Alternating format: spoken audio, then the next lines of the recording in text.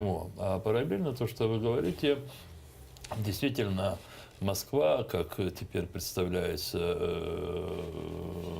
сделала ставку на различные, знаете, вот группы политиков внутри России для того, чтобы максимально дезориентировать, усыпить бдительность, в том числе и крымских татар тоже, и не только крымских татар. Если вот вспомнить первые недели, собственно, вот вторжения российских войск, то это осуществлялось на фоне множества иных интервенций, начиная от многочисленных таких десантов Министерства здравоохранения России, Министерства культуры, образования, и параллельно десантировались различные группы политиков, и они как бы все были уже распределены между различными